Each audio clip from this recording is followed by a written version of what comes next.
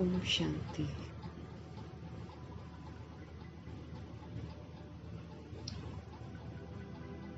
सभी आत्माओं प्रति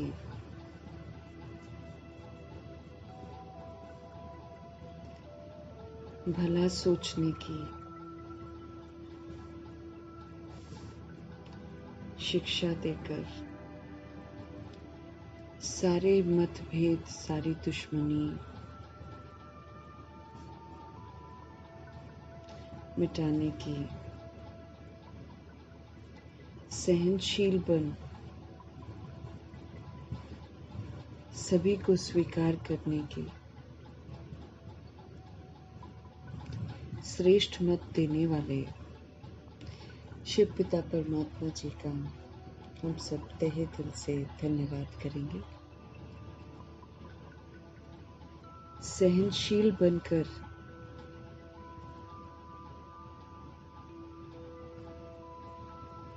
विश्व की सभी आत्माओं को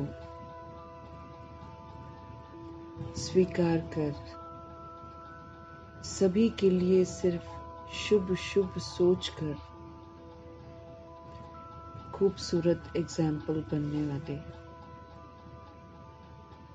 व्यक्त ब्रह्मा, अव्यक्त ब्रह्मा, गुप्त बड़ी माँ, big brother, great great grandfather का रोल प्ले करने वाली आत्मा, वंडरफुल बाप की वंडरफुल श्रीमत पर चलकर वंडरफुल बनकर दिखाने वाली आत्मा जी का हम तहे दिल से धन्यवाद करेंगे। अब दोनों वंडरफुल लाइट्स को हाजिर नाजिर करते हुए प्रभु जी के जो प्यारे प्यारे महावाक्य हैं हम आत्माएं उन्हीं से समझेंगे। उनको हाजिर नाजिर करके उनकी मौजूदगी में, उनकी नजर में रहकर हम सभी आत्माएं उनसे उनके महावाक्य आत्मिक स्थिति में स्थित होकर समझेंगे। समझते हुए ये जो खूबसूरत समझ है ये पूरे वायुमंडल में फैले, पूरे तत्वों में फैले, पूरी प्रकृति में फैले, ये दिल से दुआ करेंगे। क्योंकि सिर्फ एक जादूगर परमपिता परमात्मा में ही शक्ति है चारों तरफ सभी को समझ की तरफ लाने की।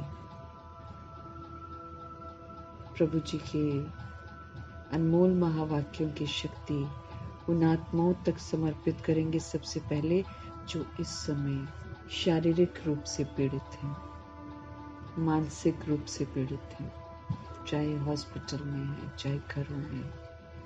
सबसे पहले प्रभु जी के महावाक्यों की शक्ति उन तक पहुंचे, आत्माएं सशक्त बने,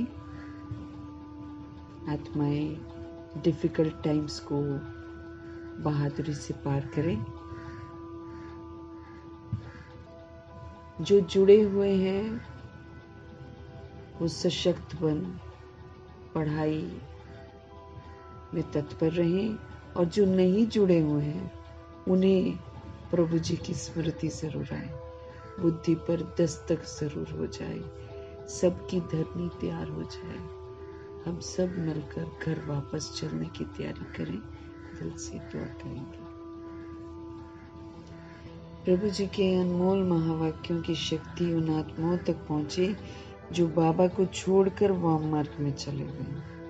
आत्मघात से उन्हें सख्त नफरत घृणा हो जाए और वो आत्माएं ऐसा पाप कर्म छोड़कर प्रभु के पास समाप्ति के पहले आकर अपना पश्चाताप कर लें, अपने आप को पवित्र बना ले, जिनके साथ बंधन में जुड़े हैं उनको पवित्र बना ले। दिल से हम सब दुआ करें। उन आत्माओं के लिए समर्पित है जो द्वापर युग और कलयुग में ड्रामा में प्रवेश करते हैं। उन तमाम आत्माओं का बुद्धि का योग अब बाकी के विस्तारों से हटकर प्रभु जी की तरफ लगे। दिल से दुआ करेंगे। प्रभु जी के अनमोल महावाक्यों की शक्ति उन आत्माओं के लिए समर्पित है जो अपनी संस्था बनाकर बैठ गए हैं। एक ही हड्डी है जहाँ पर वापस आना है तो पहले ही वापस आ जाएं, ये दिल से दुआ करेंगे। और जो उनके साथ भटक गए हैं वो भी वापस प्रभु जी के पास आ जाएं, दिल से दुआ करेंगे। उन आत्माओं के लिए समर्पित है जो इस वक्त कुमार कुमारी के शरीरों में है, जो इस वक्त छोटे छोटे शरीरों में है। सभी का बुद्धि का योग दैहिक आकर्षणों से परे रहे, कलयुग के आकर्षणों से परे रहे, स्वतः ही परमपिता परमात्मा के साथ जुड़ जाए। दिल से दुआ करेंगे हर कुमार कुमारी इस आत्मघात से बच जाए और हर जो छोटे शरीरों में आत्माएं हैं वो भी इस प्रकोप से बच जाएं। जो विकार की आग लगी है वो सारी बुझे, ये दिल से हम सब दुआ करेंगे। प्रभु जी के अनमोल महावाक्यों की शक्ति उन आत्माओं तक समर्पित है जो इस समय रिद्धि सिद्धि में डूबे हुए हैं और ब्लैक मैजिक में डूबे हुए हैं, तांत्रिक विद्या यूज कर रहे हैं। तो सभी तांत्रिक आत्माओं के प्रति, सभी करने कराने वाले सभी आत्माओं के प्रति, और ये जो भटकती हुई रूह है जिनको यूज किया जाता है उनके प्रति, और जिनको यूज नहीं किया जा रहा है लेकिन रूहें भटक रही हैं, उन तमाम आत्माओं के प्रति हम सब दिल से दुआ करेंगे। सबका बुद्धि का योग जो है परमपिता परमात्मा जी के साथ लगे, हर आत्मा पवित्र बने, हर आत्मा फिर से सद्गुण बने, ये हम सब दिल से दुआ करेंगे। दुआ करते हुए अपने लिए भी दुआ करेंगे कि हम सारा दिन आत्मा का पाठ पक्का करके रखें, आत्मा समझ कर हम चलें, क्योंकि हमारी बहुत बड़ी जवाबदारी है कि हम जगेंगे तो सारी दुनिया जगेगी। इसीलिए अपने प्रति भी बहुत दिल से दुआ करेंगे कि जो जो प्रभु जी बोले जा रहे हैं वो हम करे जाएं। इन्हीं दुआओं के साथ मीठे मीठे परमपिता परमात्मा आज हम आत्माओं के लिए कौन से ज्ञान रतन लेकर आए हैं जो हम आत्माओं को पूरी तरह सुरक्षित कर दें। देखते हैं आज हमारे बाबा कैसे हमें सुरक्षित करते हैं। मीठे मीठे बाबा बोले, मीठे बच्चे। अमृत वेले अपने दूसरे सब संकल्पों को लॉकअप करके एक सत्य परमपिता परमात्मा को प्यार से याद करो, बाप से मीठी मीठी रूह याद करो, है ना। जब बात करेंगे, जब उनसे प्यार करेंगे, उनको याद करेंगे, तब तो अपना संबंध जुटेगा। और जब संबंध जुटेगा तो मायावी दुनिया से बुद्धि का योग हट जाएगा। प्रभु जी को कहना पड़ रहा है यूं तो हमको सभी को प्यार से उनको याद करना चाहिए। और मीठी मीठी रूह रिहान कल्प में एक ही बार मिलता है, मिठास का सागर। तो ऐसे मीठी सागर के साथ सारा वक्त हमको बिताना चाहिए। बाकी सारी बुद्धि का योग जो हमारा बाकी के आत्माओं के साथ है और दैहिक रिश्तों के साथ है, जो कि एक मृग तृष्णा है जिस पर हम अधिकार जमा कर बैठे हैं कि ये हमारा युगल है, ये हमारा बच्चा है, ये हमारे रिश्तेदार हैं। कितना ना गुमान करता है इंसान, लेकिन बस महज एक रोल है, वो आत्मा का कोई भी नहीं है सिवाय परमपिता परमात्मा। तो कल्प में एक ऐसा साथी हमको मिलता है जो हमको सत्य से परिचित कराता है, हमको गुमराह नहीं करता है। रावण तो हमको गुमराह करता है, माया हमको गुमराह करती है, ऐसी ऐसी चीजों में फंसाती है जो कि मेरी है ही नहीं है। इस दुनिया में कुछ भी हम यहाँ से ले रहे हैं, चाहे हम बॉडी ले रहे हैं, चाहे हम वस्तु वैभव ले रहे हैं, चाहे हम रोल बना रहे हैं, कोई भी, सारा मायावी है, सारा मृग तृष्णा है, सारा झूठ है। लेकिन उस झूठ में किस कदर हम लोग फंसे पड़े हैं ये हमको पता नहीं है। ये तो जब बॉडी छोड़नी पड़ेगी ना तब पता चलेगा कहाँ कहाँ फंसे पड़े हैं। इसलिए अपनी सूक्ष्म समझ के साथ हर आत्मा से हमको डिटैच हो जाना है, हर वस्तु वैभव से डिटैच हो जाना है। वो तभी मुमकिन है जब हम परमपिता परमात्मा के साथ संबंध जोड़ेंगे। तो अमृत वेले का समय है, शुरुआत है ना। सारे दिन की शुरुआत है वो। यूं तो पूरा संगम युग ही हमारे लिए अमृत वेला है, लेकिन एक खास अमृत वेला सुबह सुबह का 2 बजे से जो शुरू होता है, जिसमें प्रभु के साथ हम रूरिहान कर सकते हैं, प्रभु के साथ हम सभी सोल्स की सेवा कर सकते हैं, प्रभु के साथ प्रभु की शिक्षाएं जो अमल में लानी है उसको हम रिवाइज कर सकते हैं। 2 से लेकर 4:45 बजे तक हम भरपूर आनंद ले सकते हैं प्रभु जी के साथ।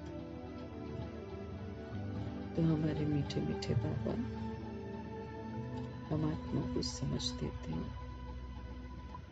मीठे बच्चे अमृत वेले अपने दूसरे जो संकल्प हैं, काम के, धंधे धोरी के, घर के कामों के, अपने दूसरे सारे संकल्पों को बंद कर दो। खत्म। एक बाप को प्यार से याद करो, एक परमपिता परमात्मा को प्यार से याद करो, बाप से मीठी मीठी रूरियान करो। तो वो जो मिठास है, वो जो प्यार हम करेंगे, उसका जो रिटर्न प्रभु जी देते हैं, वो हमें सारे बंधनों से मुक्त कर देगा। वो हमको बार बार याद की तरफ लेकर जाएगा, वो हमको बार बार धारणाओं की तरफ लेकर जाएगा, समझ की तरफ लेकर जाएगा, संपूर्ण परिवर्तन करने की तरफ लेकर जाएगा। दुनियावी मायावी जो चीजें मौजूद हैं उसकी तरफ हमारा बुद्धि का योग नहीं जाएगा। प्यार करेंगे प्रभु से तब तो फिर हम विश्व की सभी आत्माओं को अपना परिवार समझेंगे। ये जो रूहानी प्यार है, रूहानी स्नेह जो है, सभी आत्माओं के लिए। तो जब हम प्यार करेंगे प्यार के सागर को, तो हमारे अंदर वो प्यार आएगा ना। वो प्यार फिर सभी सोल्स के हित में हम आत्माओं को सचवाएगा कि सबका भला चाहो, सबका सारे भेदभाव मिट जाएंगे, स्मृति स्वरूप बन जाएंगे, नष्ट मोह बन जाएंगे, सब तरह के मोह से मुक्त हो जाएंगे। क्योंकि जो असीम प्यार प्रभु जी का है, जैसे कल गुलजार दादी का संदेश पढ़ रहे थे, तो जब गुलजार दादी को बाबा ने बाहों में लिया तो दादी कहती मैं बता नहीं सकती हूँ, शब्दों में वर्णन नहीं कर सकते कैसा अनुभव होता है। इतना असीम अतीन्द्रिय सुख का अनुभव होता है जिसको हम संगम युग में ही अनुभव कर सकते हैं, बशर्ते हम प्रभु जी को याद करें। बाकी सारे संकल्प साइड में बंद। प्रभु जी को सिखाना पड़ता है हम आत्मा को, है ना, कि कैसे प्यार से हम बात करें और कैसे मीठी मीठी रूरियान करें प्रभु जी से। प्रश्न है, तुम बच्चों की हर बात में अर्थ है। भाई भगवान जी से सुन रहे हैं तो भगवान की सारी बातें हैं। तो जब हम भगवान की सारी बातें दूसरों के साथ शेयर करते तो उसमें अर्थ होता है। अर्थ सहित शब्द कौन बोल सकता है? ये जो बाबा के जो स्पष्टीकरण है उसके साथ कौन बोल सकता है? प्रभु जी का उत्तर है, जो देही अभिमानी है, चलते फिरते उठते बैठते जो अपने को आत्मा समझता है, परमात्मा का बच्चा समझता है और सभी को रूहों के रूप में देखता है और सबके साथ सतोगुणी व्यवहार करता है, वो आत्मा देही अभिमानी है। तो जो देही अभिमानी है अर्थात आत्म अभिमानी है, वही हर बोल जो है अर्थ सहित बोल सकते हैं।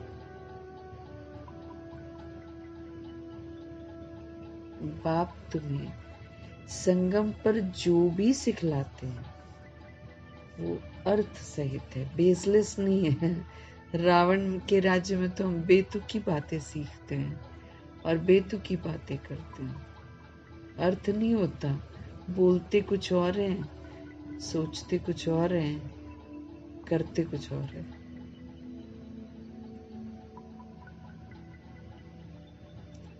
बिल्ली गुजर गई है, जाना नहीं है उस रास्ते से जब तक दूसरा न चले जाए। चीख मार दी, रुक जा भी, मत जा। कैसे कैसे हम सब में हैं, मना जो दुनिया में भ्रांतियां बन गई हैं उसी को फॉलो करती हैं मेजॉरिटी सोल्स, क्योंकि बचपन से ही ये वहम डाल दिया जाता है, उसको भी मानो, उसको भी मानो, उसको भी मानो, वो भी भगवान है, वो भी भगवान है, वो भी भगवान है। व्रत रख रहे हैं, भक्ति कर रहे हैं, बायोग्राफी जान नहीं रहे हैं और लगे हुए हैं शास्त्रवादी जितने भी हैं। एक शास्त्र सुनाने वाले शिव पुराण सुनाते हैं, शिव पुराण सुनाते कह रहे हैं कि एकादशी का व्रत रख लो। तुम सबको बोल रहे थे, अगर तुमने किसी को गाली दी है, अगर तुमने किसी का बुरा किया है, अगर तुमने जो भी पाप कर्म किए, बस तुम एकादशी का व्रत रख लो, तुम्हारे सारे जितने भी पाप है ना, सारे कट जाएंगे। एकादशी का व्रत असल में वो अर्थ रहित है। भाई हम पाप करते जाएं और एकादशी का व्रत करते जाएं और सारे पापों से मुक्त हो जाए, फिर तो सारी दुनिया की मौज हो गई। सब करेंगे पाप, गालियां देंगे, अनाप शनाप करेंगे, फिर एक दिन व्रत रख लेंगे और सबका पाप कट जाएगा। ये वो शिव पुराण सुनाने वाली आत्मा सुना रही थी। असल में क्या होगा कि एक परमपिता परमात्मा जी को याद करो तो सारे पाप कट जाएंगे। ये होना चाहिए ना, फिर और नए पाप नहीं करने, ये भी बाबा हमको समझ देते, लेकिन नहीं मालूम है भक्ति में, तो वो क्या समझते हैं, एकादशी का व्रत रख, कोई दिन आती होगी एकादशी, हाँ वो कहते हैं एक दिन बस व्रत रख लो। और ये है कि इस संगम युग में, इस एक युग में एक परमपिता परमात्मा के बन जाओ, एक पाप दूसरा न कोई, तो सारे पाप कट जाएंगे। असल में ये होना चाहिए, लेकिन उनको नहीं मालूम है, इसलिए वो कुछ और सुनाते। जैसे क्रिश्चियनिटी में ये बिलीफ सिस्टम है कि ओके आप नॉनवेज भी खाओ, सब कुछ खाओ, लेकिन संडे को जाकर प्रेयर करो, सारा पाप जीसस ले लेंगे। ऐसा उनका थॉट्स चलता है। कैसे ले लेंगे जीसस? यहाँ तो हर आत्मा को अपने कर्मों का भुगतान खुद ही करना पड़ता है। इवन इफ सॉरी भी बोल देते हैं तो भी हम भुगतते जरूर हैं। सॉरी करके दोबारा नहीं करना, ये इसका ख्याल हमको रखना होता है, तब वो माफ होता है। वरना इस कर्म भूमि में हम जो करते हैं उसकी सजा हमको जरूर मिलती है। कोई किसी को माफ जैसे हमको बाबा बोलते हैं सबको तुम माफ कर दो, है ना, जो बुरा करता है उसको भी माफ कर दो। अब मैं माफ कर दूंगी, है ना, तो उससे मैं अपने को फ्री करती हूँ, अपना दिल चित मेरा साफ होता है। लेकिन उस सोल ने जो कर्मा किया उसकी सजा तो उसको मिलेगी मिलेगी। लेकिन बाबा हमको ये बोलते हैं कि तुम उसको माफ करके बात को खत्म कर दो, अपनी तरफ से तो खत्म करो, तुम बेदाग रहोगे और उसको और श्रापित होने से बचा लोगे। ऐसे बाबा हमको समझ देते हैं, लेकिन भक्ति में अर्थ रहित बताते हैं। ये कोई मतलब थोड़ी एकादशी का व्रत कई अनेकों करते होंगे तो पाप थोड़ी कट जाएंगे। भीड़ ऐसे उमड़ी हुई है उनकी कथा सुनने के लिए कि तुम जितनी भी कथाएं हैं दुनिया में, चाहे सत्यनारायण की कथा है, चाहे तीसरी की कथा है, चाहे शिव पुराण है, सब दंत कथाएं हैं, ये आत्माओं को नहीं मालूम। तो बाबा हमको समझ दे रहे हैं, बाबा की तो हर बात में अर्थ है। फिर जब हम वो बातें सुनाते हैं तो वो अर्थ वाली होती है, नहीं तो हमको भी नहीं मालूम था ये सब कुछ। हम भी वही सुनते थे जो दुनिया वाले सुनाते थे। लेकिन बाबा कहते ये जो अर्थ सहित बोल मैं तुम्हें बताता हूँ, वो अर्थ सहित शब्द कौन बोल सकता है? जो उसको अमल में लाता होगा वो बोल सकता है। जो देही अभिमानी है,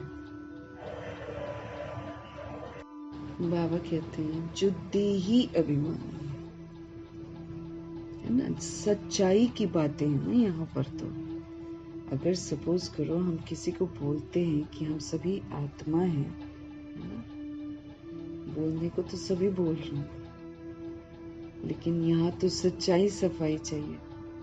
इसलिए बाबा स्पष्टीकरण कर रहे हैं कि अर्थ सहित शब्द सिर्फ वही बोल सकते हैं जो खुद देही अभिमानी बनते हैं। अगर हम सारा दिन आत्मा है समझकर चलते हैं, फिरते हैं, उठते हैं, बैठते हैं, जब हम बोलते हैं तब वो अर्थ सहित है। अदरवाइज तो हम करते हैं नहीं है और हम बोले जा रहे हैं, तब तो फिर बाबा कहते वो थोड़ी होता ना अर्थ सहित। अर्थ सहित जो बोल है वो वही बोल सकते हैं, बाबा कहते, जो खुद देही अभिमानी है।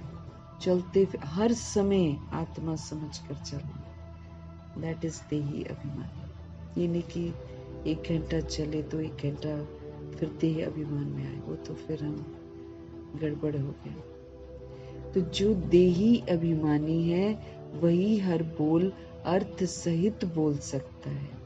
बाप तुम्हें संगम पर जो भी सिखलाते हैं सब अर्थ सहित है। देह अभिमान में आकर मनुष्य जो कुछ बोलते हैं ना, वो सब अर्थ के बिना अनर्थ है। अनर्थ ही है ना। अब सोल्स पाप करती जाएंगी और व्रत रखते जाएंगे, अनर्थ है। अनर्थ ही होना इस दुनिया में, फिर उससे कोई फल नहीं निकलता है। जो दुनिया बोलती है फायदा नहीं होगा। तो हमारे शिव बाबा हमको संगम पर वो सिखलाते हैं जिसमें मीनिंग है। बेतुकी बातें नहीं सिखाते बाबा, हर चीज करवाते ना तो अर्थ सहित कराते हैं, उसका मीनिंग निकलता है। अब जैसे एक को याद करो तो तुम्हारे पाप कट जाएंगे, एक परम पिता परमात्मा को याद, जो कि एक मुश्किल काम है, क्योंकि आत्मा समझ कर देह के भान से परे होकर परम पिता परमात्मा से कनेक्शन जोड़ना है। रबड़ को हटाना है ना, देह रूपी रबड़ को, जैसे बाबा उस दिन बोल रहे थे, देह रूपी रबड़ को हटाएंगे तब तार तार से जुड़ेगी। माना देह रूपी रबड़ जो है, इसको इसकी जो स्मृति पक्की होगी, इसके भान से बाहर निकलेंगे तब तो आत्मा का परमात्मा के साथ कनेक्शन होगा। तो हमारे पिताजी जो हैं, परम पिताजी, वो हम आत्माओं को सिखाते हैं, हर चीज सिखाते हैं और उसका अर्थ होता है। देह अभिमान में आकर मनुष्य जो कुछ बोलते हैं वो सब अर्थ के बिना अनर्थ होता है। उससे कोई फल नहीं निकलता, उससे कोई फायदा नहीं होता। बस सुन रहे हैं, आत्माएं आ रही हैं, सुन रही हैं, कितना अपना समय दे रही हैं, तन मन धन इसी में लगा रही हैं, तो फायदा कुछ नहीं होता। बाबा कहते हमें भी, हमको भी देखना है। अगर तो हम देह अभिमान में बोलते हैं तब तो दूसरी सोल को समझ में भी नहीं आएगा, भले हम कितना भी सेवाएं कर रहे हैं। लेकिन जो देही अभिमानी है वही हर बोल को अर्थ सहित बोल सकता है। बाकी लगेगा जैसे बोल रहे हैं और अंदर से अपने आप खालीपन लगता है, वजन नहीं आता ना बोलकर। तो देही अभिमानी बनने की तरफ हमको ध्यान देना है। गीत है, नयनहीन को राह दिखाओ प्रभु। भक्ति में गीत बना हुआ नयनहीन। अब जिसकी आंखें हैं ना वो भी यही गाता है, नयनहीन को राह दिखाओ प्रभु, पग पग ठोकर खाऊंगा। तो नयनहीन हम कहाँ से हैं? अब ये दो आंखें तो हैं हमारे पास, लेकिन ये जो तीसरा नेत्र है, समझ का नेत्र, ये हमारे पास नहीं होता है। इसलिए वो भक्ति मार्ग में गाते हैं लेकिन समझते नहीं है, पर फिर बोल देते हैं नयन। तो ब्रह्मा जी को पसंद आ गया गीत। वाकई हम समझ से अंधे होते हैं, इसलिए प्रभु को पुकारते हैं कि नयनहीन को राह दिखाओ प्रभु, पग पग ठोकर खाऊंगा। ओम शांति। ये सब गीत आदि हैं भक्ति मार्ग के। तुम्हारे लिए गीतों की दरकार नहीं है, क्योंकि असलियत बताते हैं बाबा हमको। ब्रह्मा जी तो महज इसके अर्थ सहित समझाने के लिए कोई कोई गीतों को उठाते हैं, ये नहीं कि सारे पुराने गीतों को उठाते। जो मीनिंग बड़ा फिट होता है, जिसको अर्थ सहित समझा सकते हैं, वो लाइंस को ब्रह्मा जी सिर्फ एक लाइन बजवाते थे। तो बाबा कहते तुम्हारे लिए गीतों की दरकार नहीं है, कोई तकलीफ की बात ही नहीं है कि ये चाहिए तब योग लगेगा, वो चाहिए तब योग लगेगा। यहाँ कोई तकलीफ नहीं तो इंसान फिर ऐसे गीतों को ढूंढने के लिए फिर इधर उधर जाएगा ना, है कि नहीं? तो कोई तकलीफ की बात नहीं है। बाबा कहते भक्ति मार्ग में तो तकलीफ बहुत है।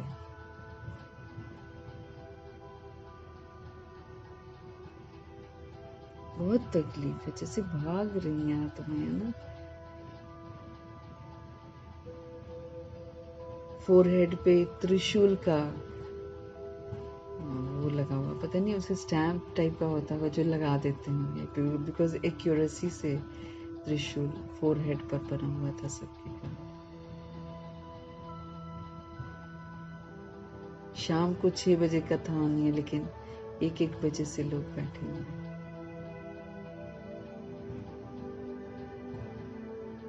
वैष्णव देवी के दर्शन करके आते हैं तो कैसे वो लोग बोलते हैं छाले पड़ गए हमारे पैरों में।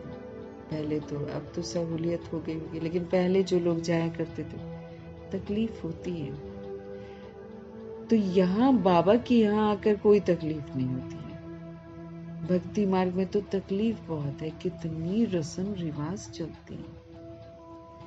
ब्राह्मणों को खिलाना है, ये करना है, तीर्थों आदि पर बहुत कुछ करना होता है।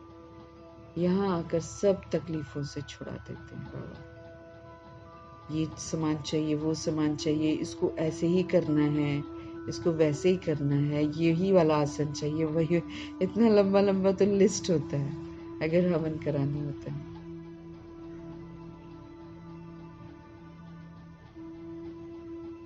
रूह जो है दूसरी बॉडी लेकर पाठ बजा रही है,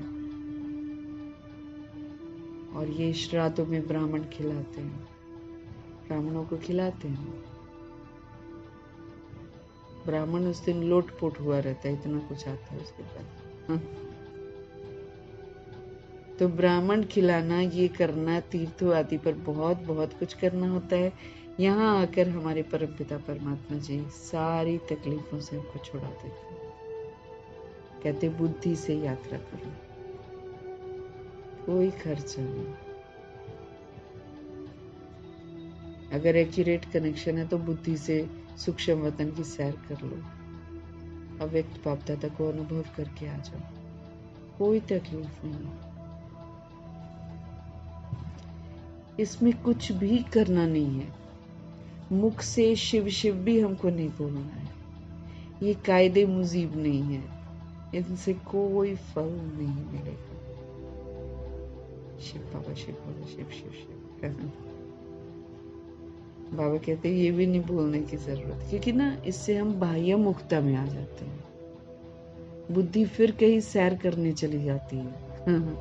नोट करना कभी भी, अगर शिव शिव शिव शिव बोलते जा रहे हैं ना, थोड़ी देर में अगर गौर करेंगे तो बुद्धि कहीं और सैर कर रही है, कुछ और बोल रहे होते हैं और कुछ और सोच रहे होते हैं, पता नहीं कहाँ क्या होता है। बाबा कहते शिव शिव बोलना भी कायदे मुजीब नहीं है, मतलब ईश्वरीय कायदे के प्रमाण नहीं है, उसे कोई फायदा नहीं है। बाबा कहते कोई फल नहीं मिलने वाला। अब शिव शिव सारा दिन बोलते रहे, फल थोड़ी मिलेगा, मेरे पाप थोड़ी कट रहे। अंतर्मुखी होकर उनको याद करना है। नो आवाज, आवाज से परे। अब देखो सूक्ष्म वतन में भी आवाज नहीं करते, तुमको आवाज से परे होकर वैसी स्थिति बनाकर हम शिव को याद कर सकते हैं।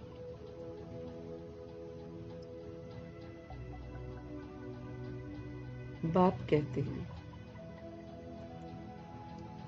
ये अंदर में समझना है कि मैं सोल हूं, क्योंकि जितना हम शांत रहेंगे, जितना हम अंतर्मुखी रहेंगे, उतना हम आत्मिक स्थिति में स्थित रहेंगे। जितना बाह्य मुक्ता में रहेंगे तो बोलेंगे कुछ और, स्थिति हमारी आत्मिक नहीं बनेगी। शांत रहकर आत्मिक बनती है, फिर एकाग्र होती है ना बुद्धि।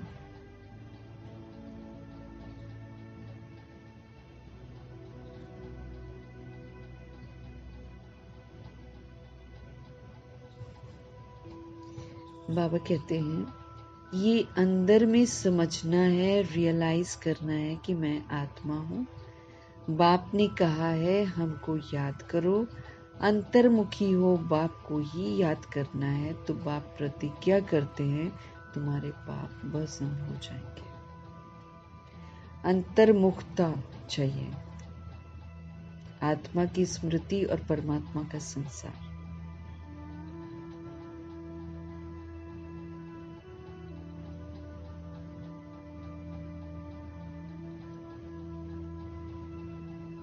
है ना। बाबा कहते अंतर्मुखी हो, बाप को ही याद करना है। तो हमारे शिव बाबा प्रतिज्ञा करते हैं तुम्हारे पाप सारे भस्म हो जाएंगे। ये है एकादशी का व्रत। लेकिन स्थूल व्रत नहीं ना, दुनिया वाले स्थूल व्रत करते हैं।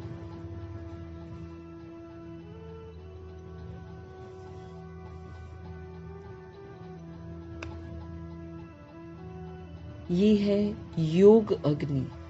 अंतर्मुखी होकर आत्मा समझकर परमपिता परमात्मा जी की जब हम याद में रहते हैं तो वो योग जो है अग्नि का काम करता है, जिसमें सारे पाप भस्म हो जाते हैं।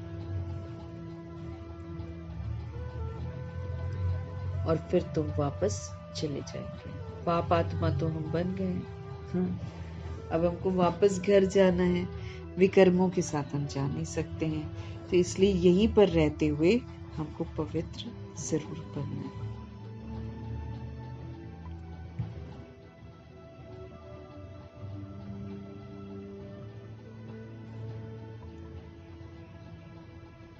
हिस्ट्री रिपीट होती है। ये सब अपने साथ बातें करने की युक्तियां हैं।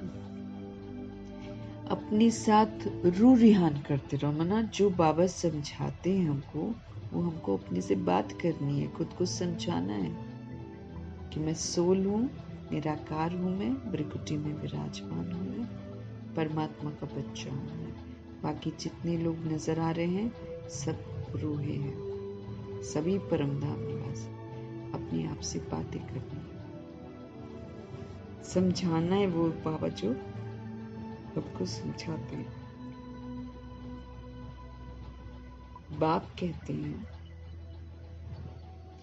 मैं कल्प कल्प तुमको ये युक्ति बताता हूँ।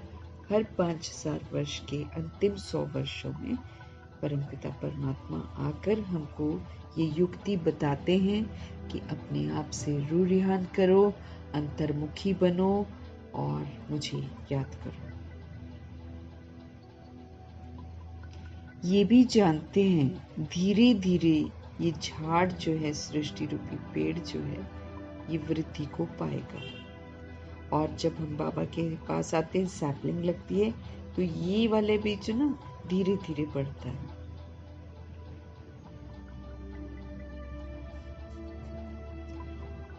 माया का जो तूफान है वो भी इस समय है, जबकि मैं आकर तुम बच्चों को माया के बंधन से छुड़ाता हूँ। जब तक हम माया के बंधन में, माया हमको तंग क्यों करेगी? जब हम माया के बंधन से बाहर निकलते हैं तब तो वो मेरे को परखती है ना। तो बाबा समझा रहे हैं कि धीरे धीरे ये वाला जो वृक्ष है ना, ये वृद्धि को पाता है, जो बाबा बच्चे हमको बनाते हैं। लेकिन बाबा कहते हैं माया का तूफान भी जो है ना इस समय ही है, जबकि मैं आकर तुम बच्चों को माया के बंधन से छुड़ाता हूँ।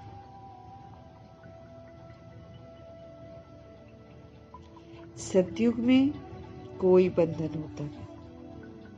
सतयुग में कोई भी बंधन होता नहीं। ये पुरुषोत्तम युग भी अभी तुमको अर्थ सहित बुद्धि में है। सतयुग में कोई किसी का बॉन्डेज नहीं कि मेरा है, मैं परिवार होता है, लेकिन उस परिवार में कोई भी अधिकार नहीं जमाता। हाँ, ये मेरा है, मेरा है। वहां बड़ी प्योरिटी है। कोई बॉडी छोड़ता है तो ठीक है, ओके, टाइम पूरा हो गया, बॉडी छोड़ दी। ये यहाँ की तरह नहीं है।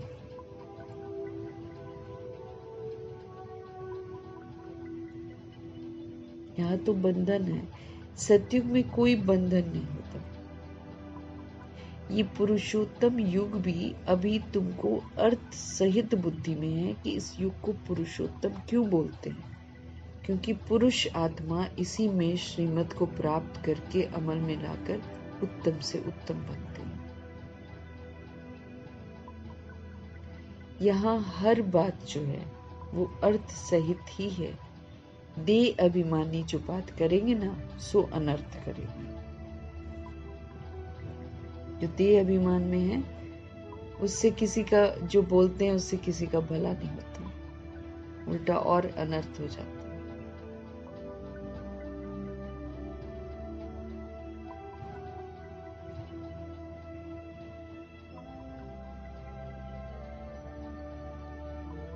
बाबा कह रहे हैं ये पुरुषोत्तम युग भी अभी तुमको अर्थ सहित बुद्धि में। यहाँ हर बात जो है बाबा के पास अर्थ सहित ही है। देह अभिमानी जो बात करेंगे सो अनर्थ करते हैं। से देही अभिमानी जो बात करेंगे वो अर्थ सहित करेंगे, उनसे फल निकलेगा। अब भक्ति मार्ग में कितनी डिफिकल्टी होती है, समझते हैं? तीर्थ यात्रा करना, ये करना, ये सब भगवान के पास पहुंचने के रास्ते हैं।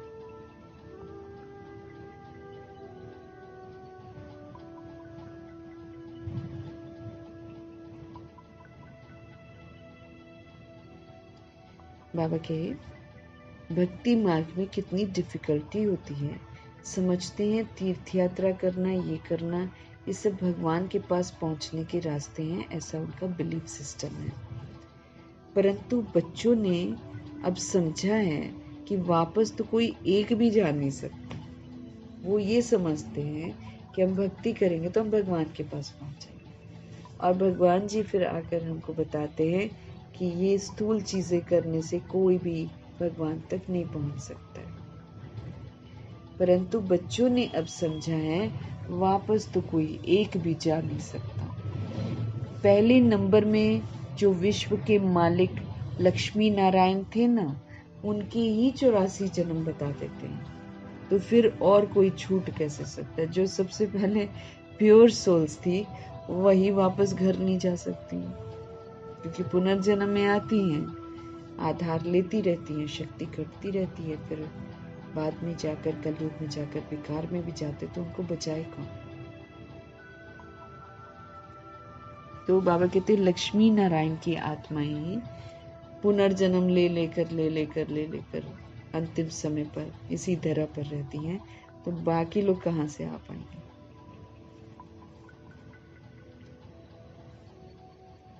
और कोई छूट कैसे सकता है? सब चक्र में आते हैं। तो कृष्ण के लिए फिर कैसे कहेंगे कि वो सदैव कायम है ही है?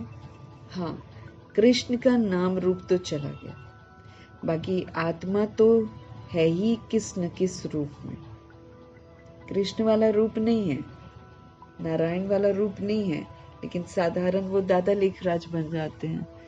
तो फिर बाबा आकर बताते हैं कि ये कृष्ण थे, यही नारायण थे, तो बाबा से समझ बनती है। बाकी जो ऐसा बनते हैं,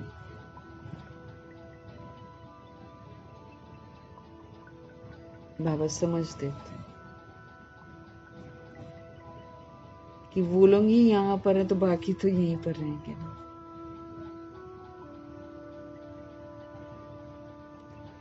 नाम रूप बदल जाता है बस, रहते सभी जीसस भी अभी है, क्राइस्ट है यहीं पर, बुद्ध है यहीं पर, इब्राहिम है यहाँ पर, है ना, है मौजूद है, लेकिन हम उनको पहचान नहीं पाते क्योंकि शक्लें बदल गई।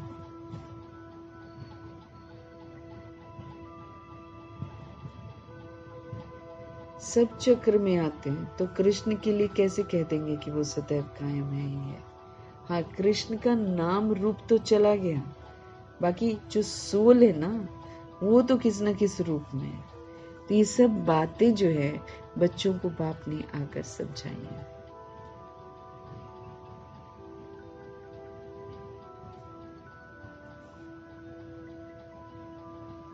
बाकी आत्मा तो है ही किस न किस रूप में। ये सब बातें जो हैं बच्चों को बाप ने आकर समझाई हैं। ये पढ़ाई है, स्टूडेंट लाइफ में ध्यान देना है, रोजाना टाइम मुकर्रर कर दो। स्टूडेंट लाइफ में ध्यान देना है, बाबा कहते रोजाना टाइम मुकर्रर कर दो।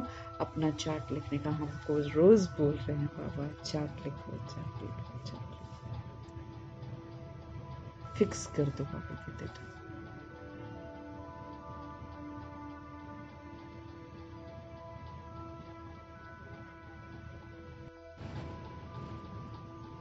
अपना चार्ट लिखो। व्यापारी लोगों को बहुत बंधन रहता है, नौकरी करने वालों पर बंधन नहीं रहता है। वो तो अपना पूरा काम किया, खलास, घर वापस जाओ। इसमें सरकारी जॉब में तो मौजे ही मौजे हैं। नौकरी करने वाले को टेंशन नहीं होता उतना, लेकिन जो बिजनेसमैन है, व्यापारी जो है, उसको ज्यादा ध्यान रखना पड़ता है। व्यापारियों के पास तो कभी ग्राहक आए तो सप्लाई करना पड़े, बुद्धि योग फिर बाहर चला जाता है। तो कोशिश कर समय निकालना जरूर चाहिए। अमृत वेले का समय अच्छा है,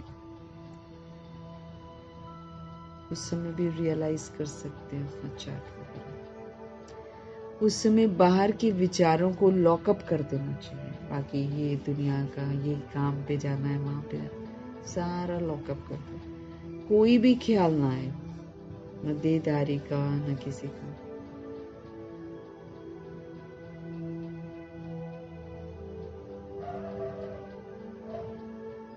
है ना? बाबा कहते हैं बाकी उस समय बाहर के विचारों को लॉकअप कर देना चाहिए, कोई भी ख्याल ना आए। बाप की याद रहे, बाप की महिमा में लिख देना चाहिए कि बाबा ज्ञान का सागर है, बाबा पतित पावन है, बाबा हमको विश्व का मालिक बनाते हैं, उनकी श्रीमत पर हमको चलना है। सबसे अच्छी मत हमको मिलती है मन मना भव, मन को प्रभु में लगा दो। ख्याल चलने चाहिए ना, बाप की याद रहे, बाप की महिमा में लिख देना चाहिए हमारे बाबा ज्ञान के सागर हैं, पतित पावन हैं, हमको विश्व का मालिक बनाते हैं, उनकी श्रीमत पर चलना है। सबसे अच्छी मत मिलती है मन मना भव, मन को अप्रभु में लगाओ।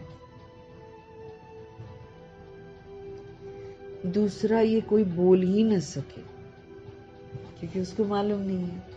कल्प कल्प ये मत हमको मिलती है प्रभु जी से, तमो प्रधान से सतो प्रधान बनने की मत मिलती है कि भैया तुम तमो प्रधान हो, अब तुम सतो प्रधान बनो। बाप सिर्फ कहते हैं मुझे तुम याद करो, क्योंकि याद करेंगे तो ज्ञान स्वरूप बनेंगे, योग स्वरूप बन जाएंगे, धारणा स्वरूप बन जाएंगे, सेवा का स्वरूप बन जाएंगे।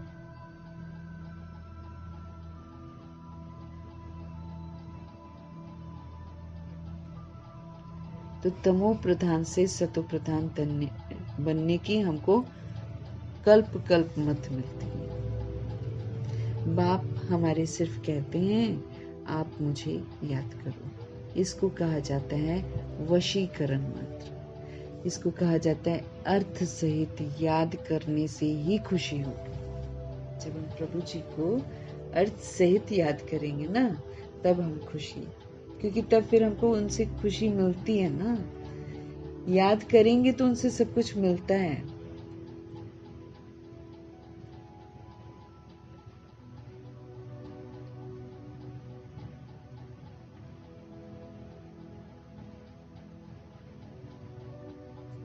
वशीकरण मंत्र, अर्थ सहित याद करने से ही खुशी मिलती है। बाप कहते हैं अव्यभिचारी याद चाहिए, कि और किसी को याद नहीं करना है। फिर जैसे भक्ति में एक शिव की पूजा अव्यभिचारी है शुरू में, फिर व्यभिचारी होने से फिर बहुतों की भक्ति करते हैं। पहले तो अद्वैत भक्ति होती है, एक की भक्ति करते हैं, ज्ञान भी उस एक का ही सुनना है। तुम बच्चे जिसकी भक्ति करते थे वो स्वयं तुम्हें समझा रहे हैं। हम शिव की भक्ति करते थे ना, शिव खुद हमें समझा रहे हैं, मीठे मीठे बच्चे अभी मैं आया हूँ। ये भक्ति कल्ट जो है ना, भक्ति का पाठ जो है वो अब पूरा हुआ।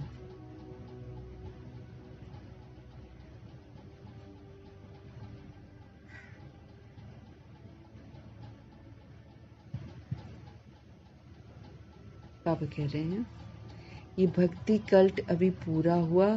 तुमने ही पहले पहले एक शिव बाबा का मंदिर बनाया। उस समय तुम अव्यभिचारी भक्त थे, एक ही की भक्ति करते थे, इसलिए बहुत सुखी थे। फिर तुम व्यभिचारी भक्त बनने से द्वैत में आ जाते हो। फिर इसको भी माना, उसको भी माना, धीरे धीरे और विस्तार, धीरे आजकल तो सबको मानने लग गए हैं भगवान। अव्यभिचारी भक्त इसलिए बहुत, जब तुम अव्यभिचारी भगत थे, एक को तुम याद करते थे तो तुम सुखी थे। लेकिन फिर तुम जैसे व्यभिचारी भगत बने, बहुतों को मानने लगे, तो द्वैत में आ गए, तब थोड़ा दुख होता।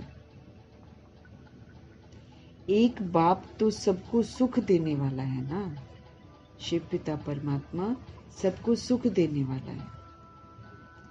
बाप कहते हैं मैं आकर तुम बच्चों को मंत्र देता हूं। मंत्र भी एक का ही सुनो। यहाँ देहधारी तो कोई भी नहीं है। यहाँ तुम आते ही हो बाप दादा के पास। उनको ध्यान रखना है, आबू जाते हैं, बाबा के अनुसार देहधारी कोई नहीं है, सब सोल्स आती हैं। यहाँ तुम आते ही हो बाप दादा के पास। शिव बाबा से ऊंच कोई है ही नहीं।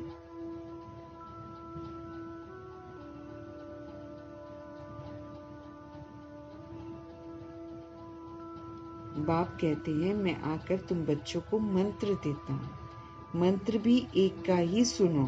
यहाँ देहधारी कोई भी नहीं है। यहाँ तुम आते ही हो बाप दादा के पास। शिव बाबा से ऊंच कोई है नहीं। याद ही सब उसको करते हैं। भारत ही स्वर्ग था। लक्ष्मी नारायण का यहाँ पर राज्य था। उनको ऐसा किसने बनाया जिसकी तुम फिर पूजा।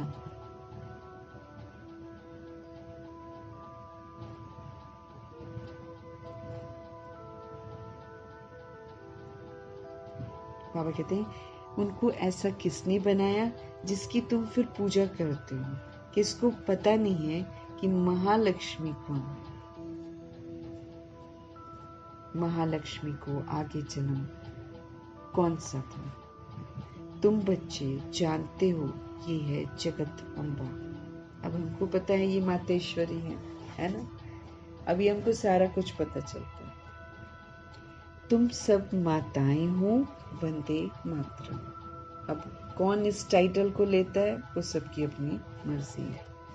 जगदम्बा माँ थी ना, तो हम सभी सोल्स को भी ये मौका मिलता है कि हम जगत माता बनकर विश्व का उद्धार करें। तो फिर बाबा जो माँ का रोल प्ले करती है, जैसे मम्मा प्ले करती हैं, ऐसे जो सोल्स अभी समझ से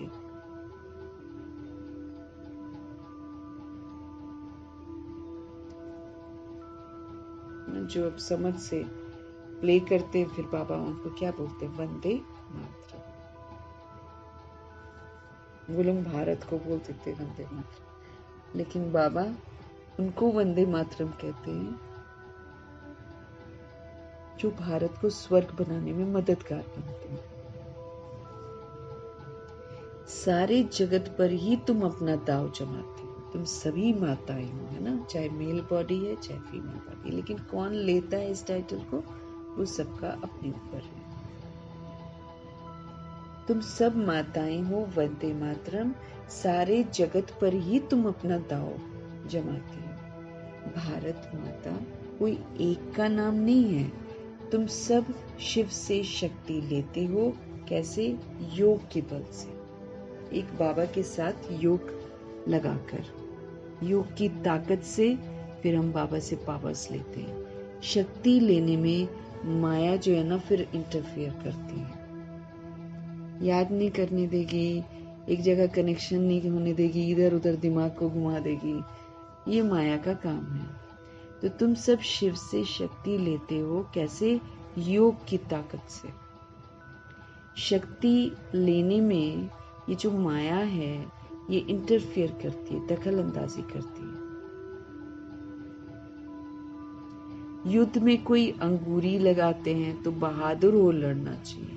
अगर कोई बीच में विघ्न डालते हैं याद में, तो बाबा कहते हैं आपको बहादुरी से लड़ना चाहिए। ऐसे नहीं कोई ने अंगूरी लगाई, तंग किया और तुम फंस पड़ो, है ना, कोई उकसाए और आप फंस पड़ो।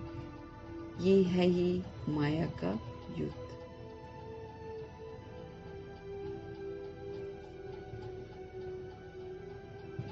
युद्ध में कोई अंगूरी लगाते हैं तो बहादुर होकर लड़ना चाहिए। ऐसे नहीं कि कोई ने अंगूरी लगाई और तुम फंस पड़ो। मतलब बहादुर होकर लड़ना पड़े। अगर कोई उकसाता है तो हमको उसके उकसाने के अनुसार उससे प्रभावित नहीं होना, शांत स्थिर अचल अटल रहना।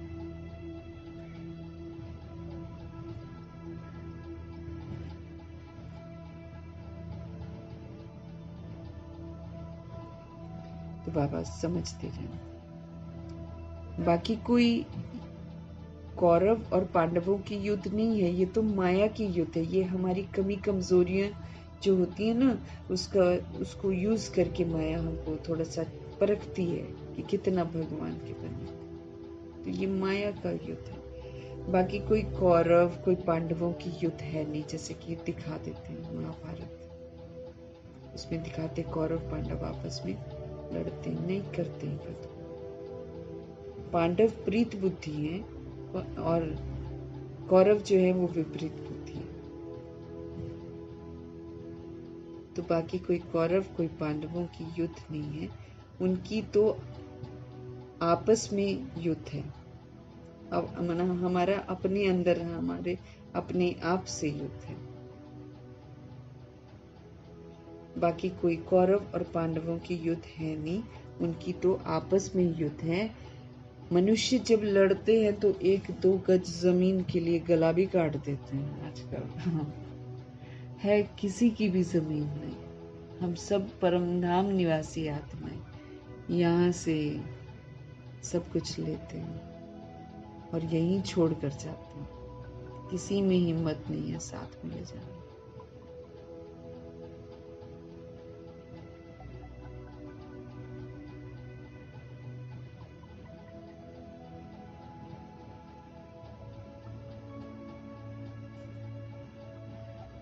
बाबा समझते।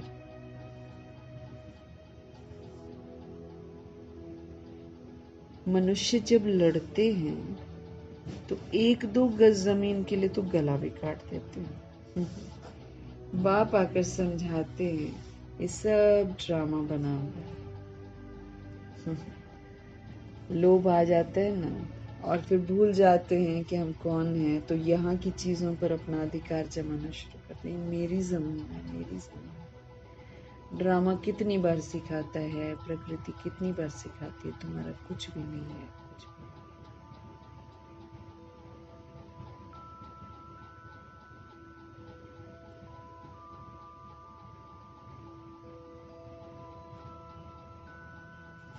राम राज्य, रावण राज्य। अभी तुम बच्चों को ये ज्ञान है कि हम राम राज्य में जाएंगे, वहां पर अथाह सुख है। नाम ही है उसका सुख धाम। वहां दुख का नाम निशान नहीं होता। राम राज्य जो प्रभु जी स्थापन करते हैं, उसमें दुख का नाम निशान नहीं रहता। अथाह सुख है वहां, उसका नाम ही है सुख धाम।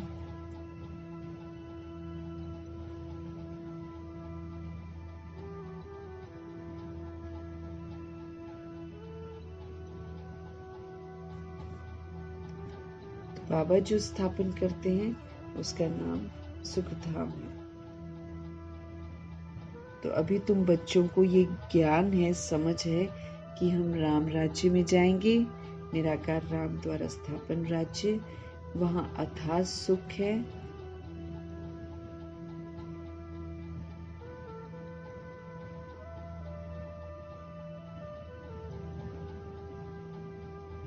अथाह सुख है, नाम ही है उसका सुख धाम। वहां दुख, उसका तो नाम निशान ही नहीं होता।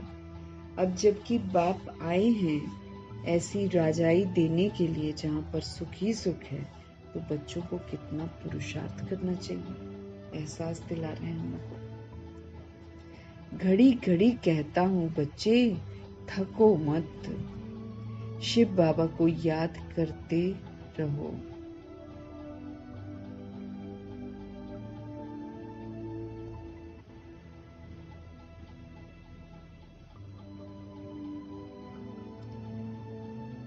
तो शिव बाबा को याद करते रहो, थकना नहीं है। बाबा कहते हैं वो भी बिंदी है, हम आत्मा भी बिंदी है।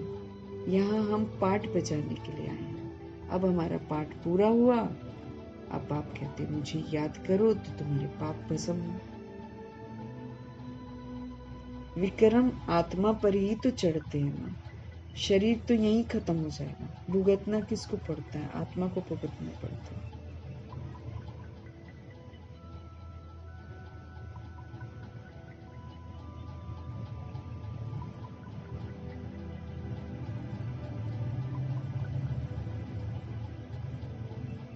विक्रम, बाबा कहते हैं मुझे याद करो तो तुम्हारे विक्रम विनाश होंगे।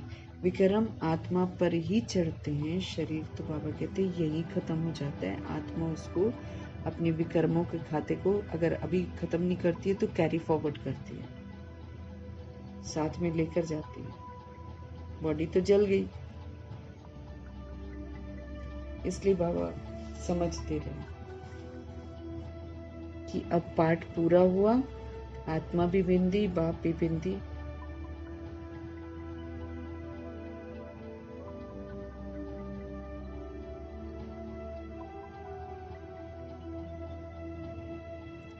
अब पाठ पूरा हुआ है।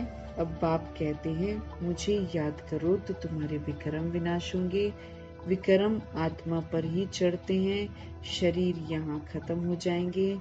कई मनुष्य कोई पाप कर्म करते हैं तो अपने शरीर को ही खत्म कर देते हैं, परंतु इससे कोई पाप उतरता नहीं है। जैसे काशी कलवट वाले, वैसे भी कोई गड़बड़ काम करता है तो बाबा कहते हैं अपने शरीर को खत्म कर देते। अब उनको ये पता नहीं है कि हम भाई सोल्स हैं, हम नहीं मरते, शामत तो तब भी आएगी, है ना। तो बाबा कहते कई मनुष्य कोई पाप कर्म करते हैं ना तो अपने शरीर को ही खत्म कर देते हैं, परंतु इससे कोई पाप उतरता नहीं है। पाप आत्मा कहा जाता है। साधु संत आदि तो कह देते हैं कि आत्मा तो निर्लेप है।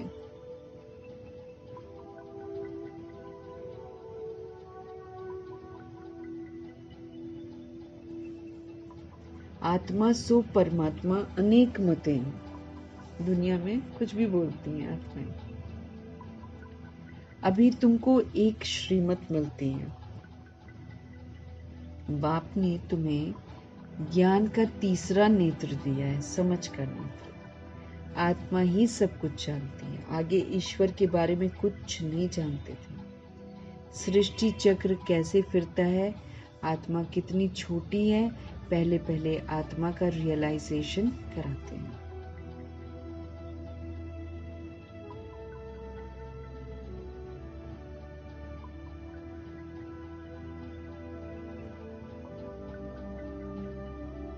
बाबा कहते हैं आत्मा कितनी छोटी है, सृष्टि चक्र कैसे फिरता है, आत्मा कितनी छोटी है, पहले पहले आत्मा का रियलाइजेशन बाबा कराते हैं।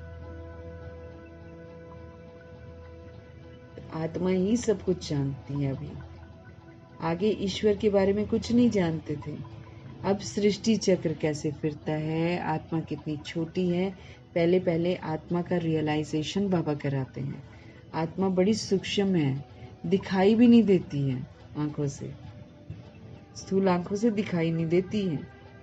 जिसके शरीर में प्रवेश करती है उसी को दिखाई नहीं देती है, बाकियों को क्या दिखाई देगी।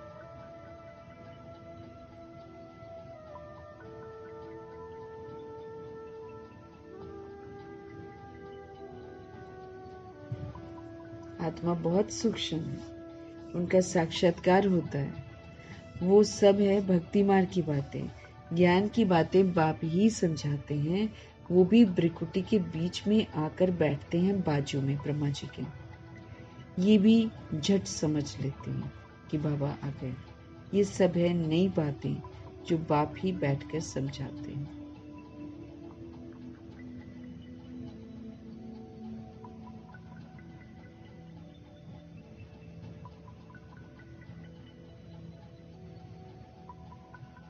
तो बाबा कहते हैं ये भी झट समझ लेते हैं कि बाबा आ गए। ये सब है नई बातें जो बाप ही बैठकर समझाते हैं। ये पक्का याद कर लो, भूलो नहीं। बाप को जितना याद करेंगे उतना पाप कर्म हमारे विनाश होंगे। विक्रम विनाश होने पर ही आधार है तुम्हारे भविष्य का। अब सारा क्लीन हो जाएंगे, उसी के अनुसार तो भविष्य बनेगा। क्योंकि नहीं तो ये विक्रम भी हमको पुरुषार्थ करने नहीं देंगे, सर्वगुणों से संपन्न बनने नहीं देंगे, संपूर्ण निर्विकारी बनने नहीं देंगे, है ना, 16 कला संपूर्ण बनने नहीं देंगे। तो इसलिए विक्रम विनाश होने पर ही हम आधार है हमारे भविष्य का। तुम बच्चों के साथ साथ भारत खंड भी सबसे सौभाग्यशाली है। हम आत्मा प्रभु के बनकर सौभाग्यशाली बनते हैं और भारत भी सौभाग्यशाली खंड है। इन जैसा सौभाग्यशाली तो दूसरा कोई खंड नहीं है। यहाँ बाप आते हैं। भारत ही हेवन था, जिसको गार्डन ऑफ अल्लाह कहते हैं। तुम जानते हो बाप फिर से भारत को फूलों का बगीचा बना रहे हैं। तुम जानते हो बाप फिर से भारत को फूलों का बगीचा बना रहे हैं। हम पढ़ते ही हैं वहां जाने के लिए, फूलों के बगीचे में जाने के लिए हमको भी फूल बनना है। अब जब तक हम फूल बनेंगे तो हम फूलों के बगीचे में जा नहीं सकते। भारत को फूलों का बगीचा बना रहे हैं बाबा। हम पढ़ते ही हैं वहां जाने के लिए, साक्षात्कार भी करते हैं, ये भी जानते हैं कि ये वही महाभारत लड़ाई है। फिर ऐसी लड़ाई कभी लगती ही नहीं, फिर ऐसी लड़ाई कभी लगती ही नहीं है। तुम बच्चों के लिए नई दुनिया भी जरूर चाहिए।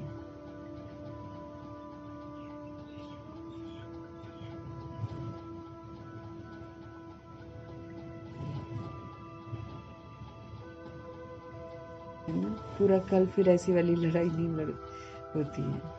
तुम बच्चों के लिए नई दुनिया भी जरूर चाहिए। अब नई दुनिया थी न कभी, भारत स्वर्ग था। 5000 वर्ष हुए, लाखों वर्ष की तो बात ही नहीं है। लाखों वर्ष अगर होते तो मनुष्य तो कितने अनगिनत हो जाते। अभी देखो कितनी भीड़ है 5,000 वर्ष में। लाखों होते तो पता नहीं क्या हो जाता। ये भी कोई की बुद्धि में बाबा कहते बैठता ही नहीं है, कि बुद्धि में नहीं बैठता कि इतना हो कैसे सकता है जबकि इतनी आदमशुमारी नहीं है। अभी तुम समझते हो, आज से 5,000 वर्ष पहले हम विश्व पर राज्य करते थे और खंड नहीं था, वो होते हैं बाद में। तुम बच्चों की बुद्धि में ये सब बातें हैं और किसकी बुद्धि में बिल्कुल नहीं। थोड़ा भी इशारा दो तो समझें, बात तो बरोबर है। हमारे पहले जरूर कोई धर्म था। अभी तुम समझा सकते हो कि एक आदि सनातन देवी देवता धर्म था, सो अब प्राय लोप हो गया है। उसकी यादगार हैं, लेकिन वो धर्म नहीं है। कोई अपने को देवता धर्म के कह ही नहीं सकते। यहाँ पर समझते ही नहीं है कि हम आदि सनातन देवी देवता धर्म के थे।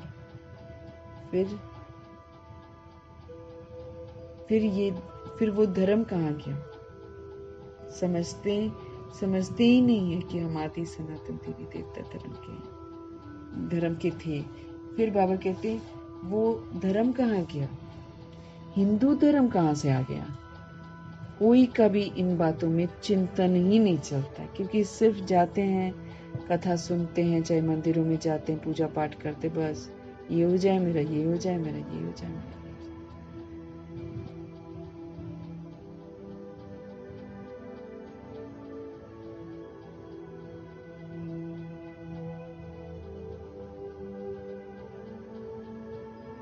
तो बाबा हमको समझ दे रहे हैं,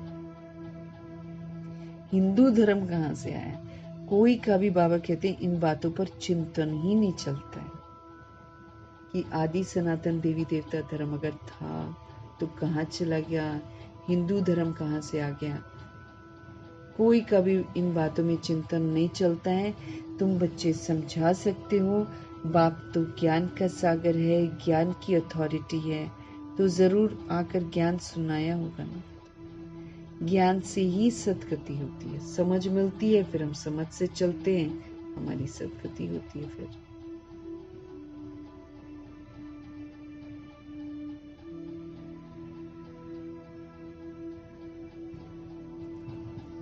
बच्चे समझा सकते हो, तुम बच्चे समझा सकते हो, बाप तो है ज्ञान का सागर, ज्ञान की अथॉरिटी, तो जरूर आकर ज्ञान सुनाया होगा ना। ज्ञान से ही सदगति होती है, इसमें कोई इंस्पिरेशन की तो बात ही नहीं है। बाप हमारे कहते हैं, जैसे अब आए हैं वैसे कल्प कल्प आता हूँ, कल्प बाद भी आकर फिर सब बच्चों से मिलेंगे। तुम भी ऐसे चक्र लगाते हो, राज्य लेते हो, फिर गवाते हो। ये बेहद का बाबा कहते हैं, ये बेहद का नाटक है, 5,000 वर्ष का। तुम सभी यहाँ पर आत्मा रूपी जो भी हो, एक्टर्स हो। आत्मा एक्टर होकर क्रिएटर, डायरेक्टर, मुख्य एक्टर को न जाने तो फिर बाबा के वो क्या काम का।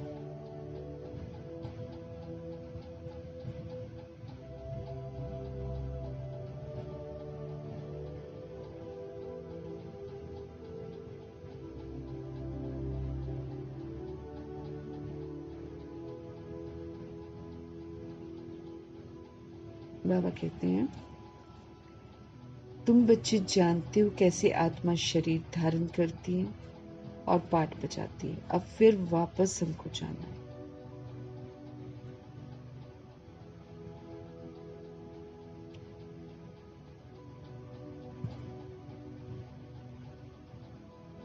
तुम बच्चे जानते हो कैसे आत्मा शरीर धारण करती है और पाठ बजाती है।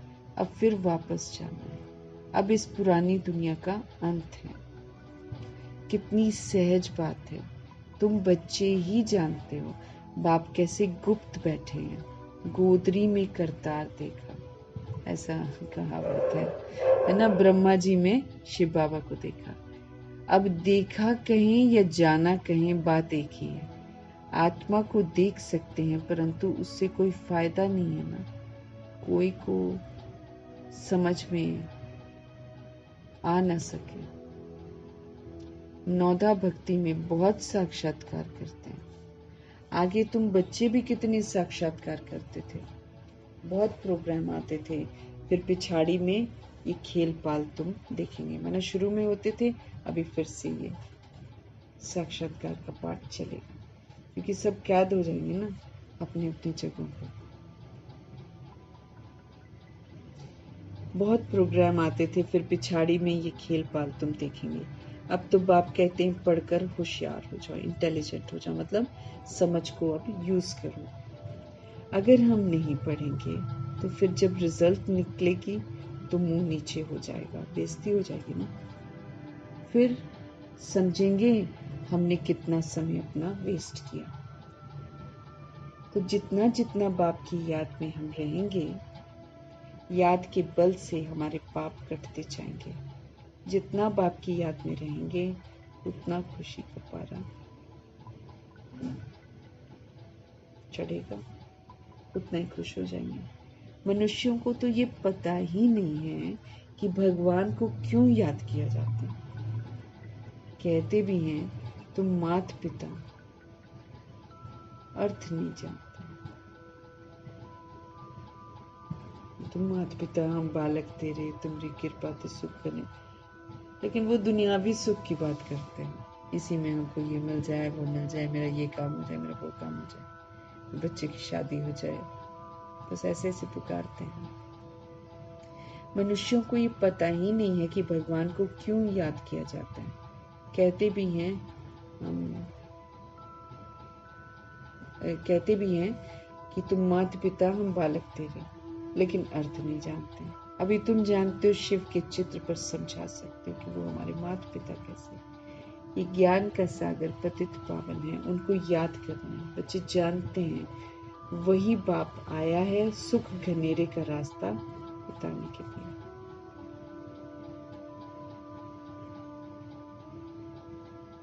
ये पढ़ाई है, इसमें जो जितना पुरुषार्थ करेगा ना उतना ऊंच मर्तबा पाएगा।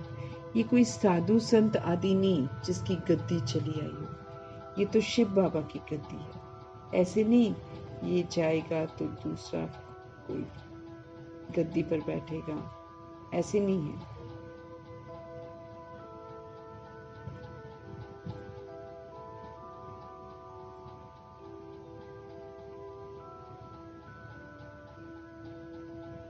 तो इसमें जो जितना पुरुषार्थ करेगा, बाबा कहते हैं उतना सुख घनेरे अपने लिए कमाएगा, उतना ऊंच मर्तबा पाएगा।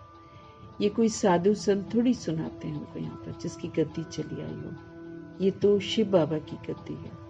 ऐसे नहीं बाबा कहते हैं कि ये जाएगा तो दूसरा कोई गद्दी पर बैठेगा। बाप तो सबको साथ ले जाएंगे। कई बच्चे व्यर्थ ख्यालातों में अपना समय वेस्ट करते हैं, सोचते हैं खूब धन इकट्ठा करें, पुत्र पोत्रे खाएंगे, बाद में काम आएगा।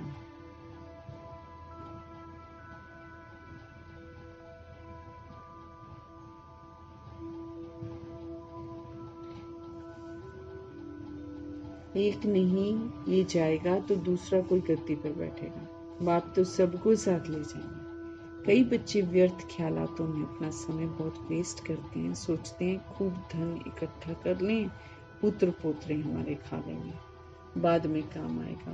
बैंक लॉकर में जमा करें, बाल बच्चे खाते रहेंगे, परंतु किसको भी गवर्नमेंट छोड़ेगी नहीं, इसलिए उसका जास्ती ख्याल न करके अपनी भविष्य कमाई में लग जाना चाहिए। बाबा क्या कह रहे हैं? इंसान सोचता है खूब धन इकट्ठा करें, हमारे पुत्र पोत्रे खाएंगे, बाद में काम आएगा, बैंक लॉकर में जमा करके रखते हैं, बाल बच्चे खाते रहेंगे, परंतु किसको भी गवर्नमेंट छोड़ेगी नहीं, इसलिए उसका जास्ती ख्याल न कर अपना भविष्य कमाई में लग जाना चाहिए। अब बच्चों को पुरुषार्थ करना है, ऐसे नहीं कि ड्रामा में होगा तो करेंगे। पुरुषार्थ बिगर तो खाना भी नहीं मिलता है, परंतु किसी की तकदीर में ही नहीं है तो फिर ऐसे ऐसे ख्यालातों के मन बुद्धि में आ जाते हैं।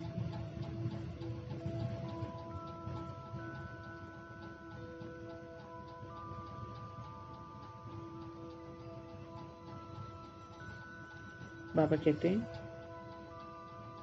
कि जब हम पुरुषार्थ नहीं करते हैं तो खाना भी नहीं मिलता है, परंतु किसी की तकदीर में नहीं है तो फिर उसके दिमाग में ख्यालात आते हैं ना कि पैसा जमा करते हैं। तकदीर में ही नहीं है तो फिर ईश्वरीय तदबीर भी क्या करेगी, फिर पुरुषार्थ भी नहीं करते। जिनकी तकदीर में है ना वो अच्छी रीति धारणा करते हैं बाबा के, और फिर कराते भी हैं दूसरी सोच को। बाप तुम्हारा टीचर भी है, तुम्हारा गुरु भी है, तो उनको याद करना चाहिए। सबसे प्रिय बाप, टीचर और गुरु ही तो होते हैं, और तीनों रोल प्रभु जी यहाँ पर प्ले करते हैं। इसलिए कहीं हमको भटकने की जरूरत नहीं। यही हमारा बाप, यही हमारा शिक्षक, तो यही हमारे सतगुरु जी। उनको तो याद करना चाहिए ना हमको।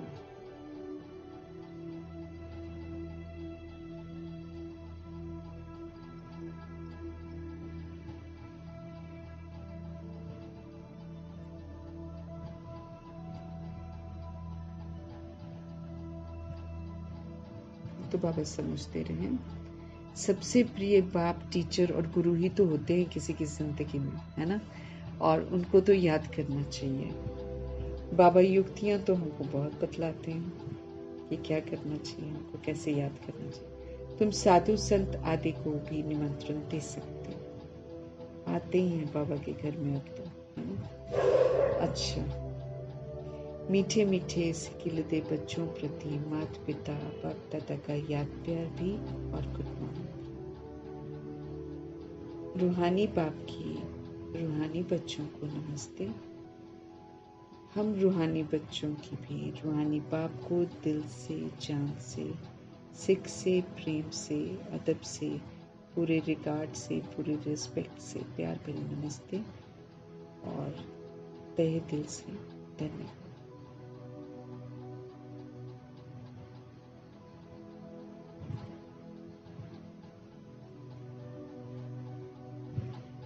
धारणा के लिए मुख्य सार, पुरुषार्थ करके अपने भविष्य कमाई में लग जाना चाहिए, जो कमानी है और जिसके आधार से ही हमको भविष्य मिलेगा। ड्रामा में होगा तो कर लेंगे ये कहकर हमको पुरुषार्थहीन नहीं बनना। ये तो फिर ऐसे ही वेल्ले बैठ गए कि ड्रामा में जो होगा वो कर लेंगे, ये तो फिर नहीं चलता ना। ये तो पुरुषार्थहीन है। पुरुषार्थ करके अपना भविष्य जो है कमाई जमा करना है। ड्रामा में होगा तो हम कर लेंगे ये कहकर पुरुषार्थहीन हमको नहीं बनना है। सारे दिन में जो भी हमसे पाप होते हैं या किसी को हम दुख देते हैं तो नोट करना है ताकि हम वो ना करें। सच्चाई से हमको बाप को सुना देना है, साफ दिल बनकर। हर एक साफ दिल बनकर एक बाप की याद से सब हिसाब हमको चुकता करना है। सारे दिन में जो भी पाप हमसे हो जाता है या किसी को हम दुख दे बैठते हैं,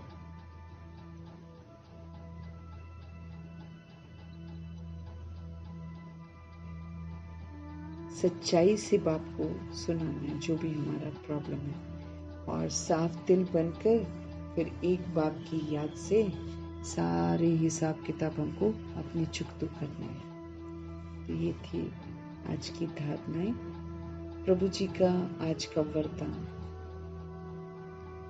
ताज और तख्त को सदा कायम रखने वाला निरंतर स्वतः योगी भव।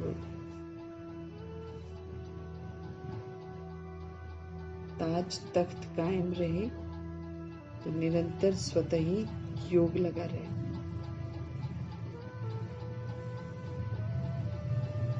वर्तमान समय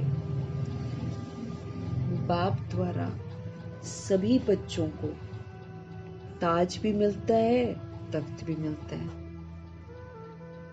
सारी मुरली जो है, जो भी बाबा हमको करने को कहते हैं, वो ताज ही तो है। स्व परिवर्तन से विश्व परिवर्तन करने की जो जवाबदारी है हमारी, वो हमारा ताज ही तो है। तो वर्तमान समय बाप के द्वारा सभी बच्चों को ताज मिलता है, स्व परिवर्तन से विश्व परिवर्तन का ताज, और तख्त भी मिलता है। जितने स्वमान की सीट्स हैं जो, वो सारे हमारे लिए तख्त ही तो हैं।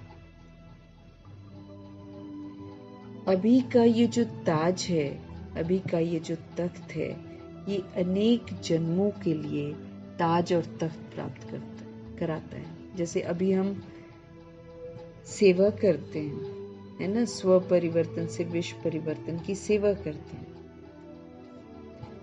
इसके बदले में फिर रत्न जड़ित ताज बनता है। फिर हम संपूर्ण पवित्र बनते हैं, हमको पवित्रता का ताज मिलता है।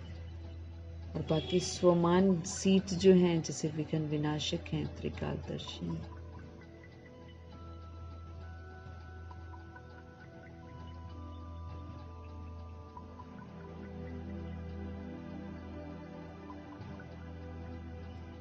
अभी का ये जो ताज है, अभी का ये जो तख्त है, ये बहुत सारे जन्मों के लिए ताज तख्त प्राप्त कराता है। कितना मैंने ताज की जवाबदारी को पूरा किया है, कितना हम अपनी सीट पर बैठकर अचल अडोल स्थिर शांत रहकर सारे पेपरों को पास किया है।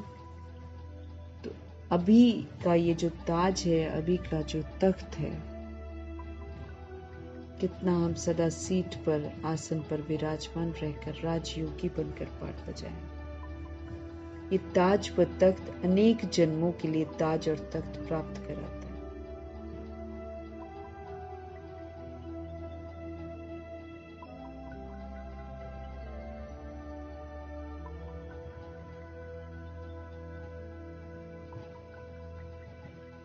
अभी का ये ताज व तख्त अनेक जन्मों के लिए फिर ताज तख्त हमको प्राप्त कराता। करो और पाओ वाला सिस्टम है। विश्व कल्याण की जिम्मेवारी का जो ताज है और बाप दादा का दिल तख्त है ना, ये सदा कायम रहे। अगर हम बाबा की श्रीमत पर चल रहे हैं, अगर हम जिम्मेवारी का ताज जो है, विश्व कल्याण का जो जिम्मेवारी का ताज जो है, अगर हम उसको सदा कायम रखते हैं, तो निरंतर हमारा योग लगा रहता है। और जब हम बाबा का कहना मानते हैं, तो फिर बाबा का तख्त हमको मिलता है, दिल तख्त। अगर श्रीमत पर चलते हैं तो दिल तख्त कायम रहता है। तो निरंतर स्वतः योगी बन जाए।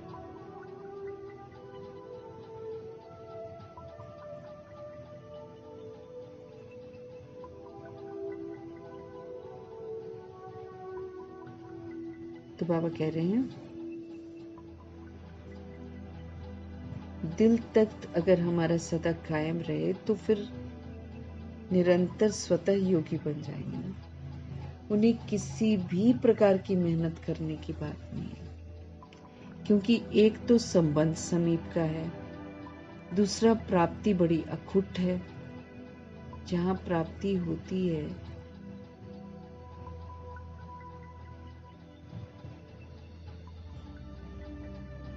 उन्हें किसी भी प्रकार की मेहनत करने की बात ही नहीं है, क्योंकि एक तो संबंध समीप है बाबा के साथ, दूसरा प्राप्तियां प्रभु जी से अखुट है।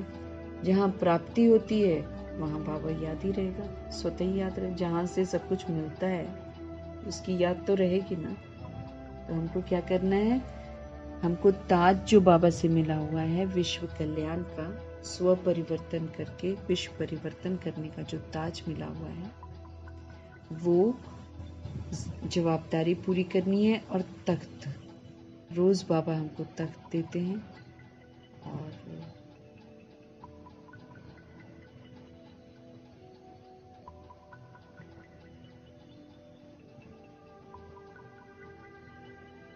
तो ताज और तख्त को सदा कायम रखने वाले निरंतर स्वतः योगी भव।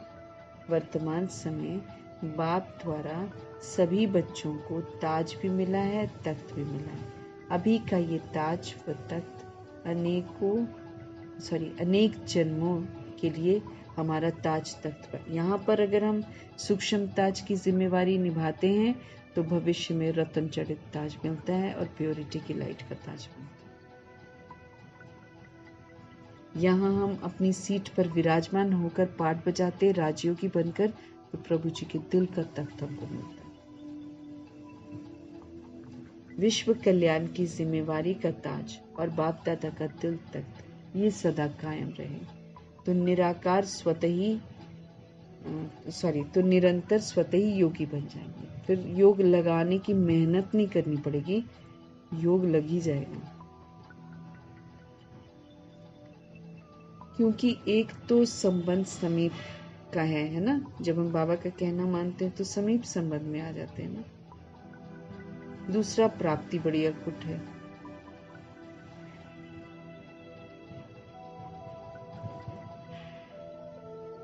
क्योंकि एक तो संबंध समीप का है, दूसरा प्राप्ति भी अखुट है, अनएंडिंग। तो जहाँ प्राप्ति होती है ना, वहाँ बाबा कहते हैं याद स्वतः ही होती है। क्योंकि जहाँ से आपको मिल रहा है कुछ, वही चीज तो आपको याद रहेगी। जैसे दुनिया में कोई थोड़ा सा मदद कर देता, बस बुद्धि का योग उसके साथ लग जाता है। तो यहाँ पर जहाँ प्राप्ति असीम होती है, वहाँ पर याद भी स्वतः ही होती है। स्लोगन है, बाबा कह रहे हैं, प्लेन बुद्धि से प्लान को प्रैक्टिकल में लाओ तो सफलता समाई हुई है। बुद्धि में ये ऐसा ना हो जाए, वैसा ना हो जाए, ये पता नहीं ऐसा होगा, पता नहीं वैसा होगा, ये नहीं सोचना है। प्लान बना, बुद्धि को प्लेन बना दो। प्लेन बुद्धि से कोई शिकवा शिकायत नहीं, कोई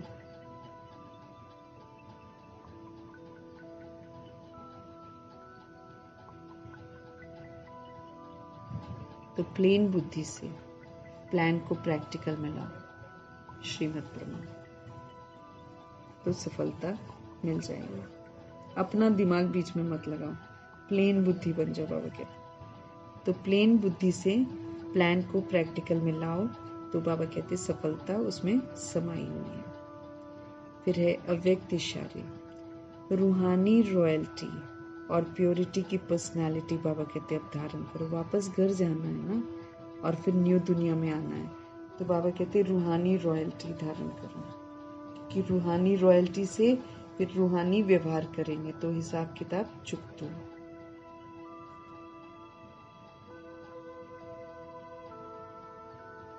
रूहानी रॉयल्टी और प्योरिटी की पर्सनालिटी का आजकल प्रभु जी स्पष्टीकरण कर रहे हैं। दुख अशांति की उत्पत्ति अपवित्रता से होती है। अगर हम दुखी हैं, अगर हम अशांत हैं, तो हमको चेक करना है कहाँ पर हम अपवित्र हैं। क्योंकि अपवित्रता भी बहुत गहरी बातें हैं ना इसमें भी। बाबा कहते जहाँ अपवित्रता नहीं, वहां दुख अशांति कहाँ से आई। आप सब पतित पावन बाप के बच्चे, मास्टर पतित पावन हैं। तो जो औरों को पतित से पावन बनाने वाले हैं, वो स्वयं तो पावन होंगे ना, तभी तो बनाएंगे दूसरे को। ऐसी पावन पवित्र आत्माओं के पास सुख और शांति ऑटोमेटिकली रहता है। भगवान से ब्लेसिंग्स मिलती है ना। फिर सबसे बड़ी से बड़ी महानता है ही पावन बनना।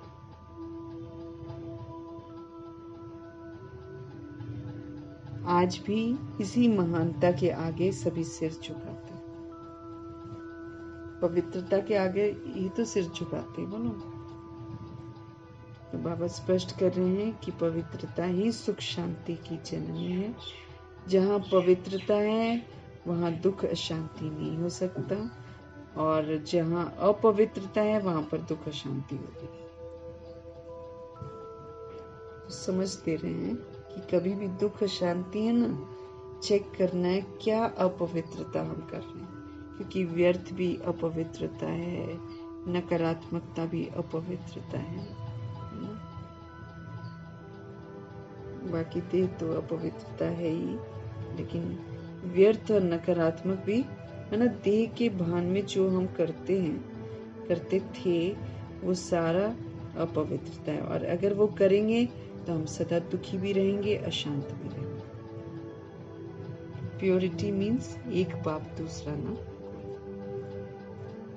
तो दुख अशांति की उत्पत्ति अपवित्रता से होती है। जहाँ अपवित्रता नहीं है वहां पर दुख अशांति कहाँ से आई? आप सब पतित पावन बाप के बच्चे हो। आप मास्टर पतित पावन हो, पावन बनकर दूसरों को बनाते हो। तो जो औरों को पतित से पावन बनाने की सेवा करते हैं वो खुद पावन होंगे तभी तो करते हैं। जब तक हम पवित्र नहीं हैं हम किसी की सेवा कर नहीं सकते। हम करते हैं तो वो फलीभूत नहीं होती। तो बाबा कहते हैं जो पतित से पावन बनाने की सेवा कर रहे हैं वो खुद पावन होंगे तभी तो कर सकते हैं। झूठ तो यहाँ चलता नहीं है। जैसे हम आत्मा हैं समझते हैं तो हम दूसरों को बोल सकते हैं कि भाई तुम भी आत्मा हो। हम खुद समझे नहीं, सारा दिन अपने आप को बॉडी समझे और दूसरे को हम बोले कि आत्मा है, तो क्या होगा? झूठ बोलते हैं ना। फिर हमारी जिंदगी में दुख होगा, शांति होगी। तो बाबा कहते जो औरों को पतित से पावन बनाने की सेवा में तत्पर हैं वो खुद भी तो पावन होंगे ही ना।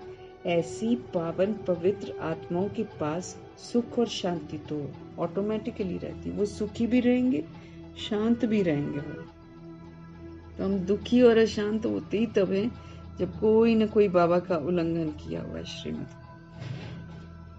सबसे बड़ी से बड़ी महानता है पवित्र बनना, सबसे। आज भी इसी महानता के आगे सभी सिर झुकाते हैं।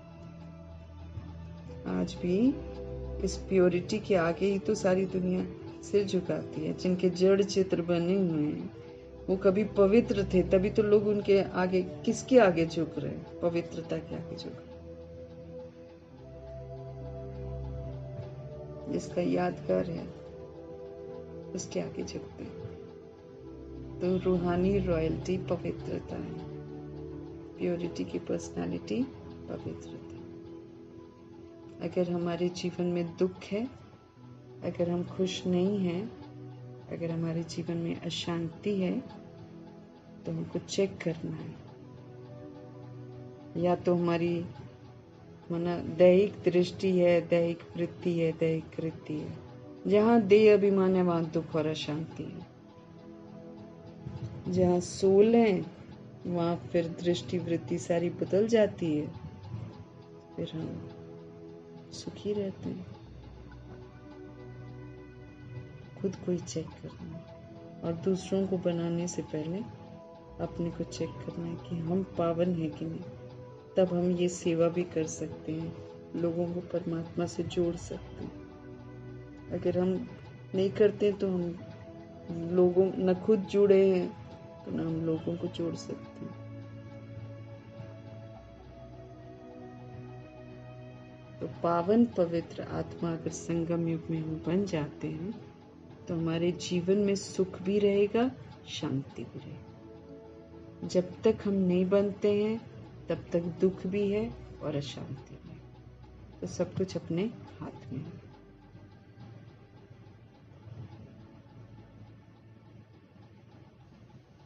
आत्म अभिमानी बनाने वाले शिव पिता परमात्मा जी का धन्यवाद, ब्रह्मा माँ का धन्यवाद, जगदम्बा माँ का धन्यवाद, अष्ट रत्नों का धन्यवाद, नवग्रहों का धन्यवाद, एडवांस पार्टी की सारी सोल्स का धन्यवाद। बची हुई जितनी 16,138 करोड़ आत्माओं में से आत्माएं हैं, सबका धन्यवाद। क्योंकि सबका भला सोचना है, सब हमको परफेक्ट बनाने के निमित्त है।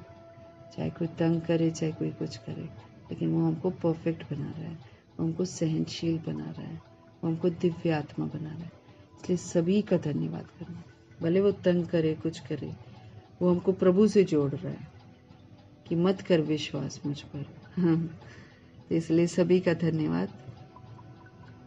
फिर 5 तत्वों का धन्यवाद।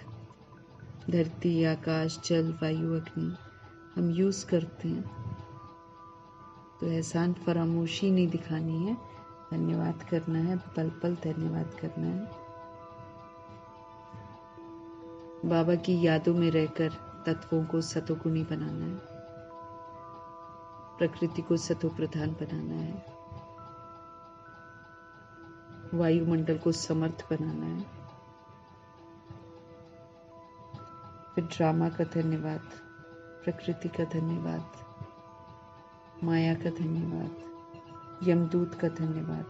सब हमको परफेक्ट बनाते हैं। माया तंग करती है ताकि हम अच्छी राह पर चले। जब हम बाबा का कहना नहीं मानते तब वो तंग करती है। बाबा का कहना मानने लग जाएंगे, दादियों को थोड़ी माया तंग करती थी। फिर मम्मा को तंग करा माया ने, बाबा को तंग करा नहीं। वो लोग आज्ञाकारी थे ना, तो माया उनको तंग नहीं करती थी। शुरू शुरू में आई थी, लेकिन बाद में जीत जाती है ना आत्मा। सबका धन्यवाद। करोड़ों की जो आबादी है जो द्वापर युग कलयुग में आती है ड्रामा में, सबका धन्यवाद। क्योंकि जब हम सारी सोल्स के लिए अच्छा सोचेंगे तब हमको विश्व कल्याणकारी का टाइटल मिलेगा, और तभी हम सजाओं से मुक्त होंगे। वर्ल्ड की सारी सोल्स, चाहे वो कोई भी रोल प्ले कर रही हो, लेकिन सबके लिए दुआएं, सबके लिए अच्छी भावना, वो भी हमारा दिल सच्चा होगा तो मार्क्स मंथ में तब मिलेगा विश्व कल्याणकारी का टाइटल। इसीलिए सभी आत्माओं का धन्यवाद।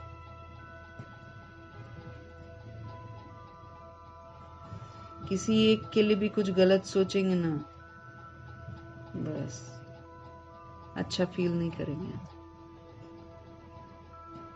और बाबा से मिलन भी नहीं होगा फिर हमारा।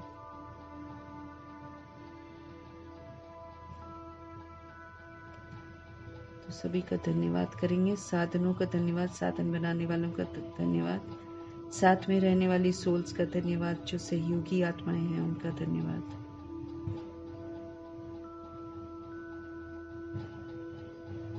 अविनाशी खजानों का धन्यवाद, समय का बहुत बहुत धन्यवाद।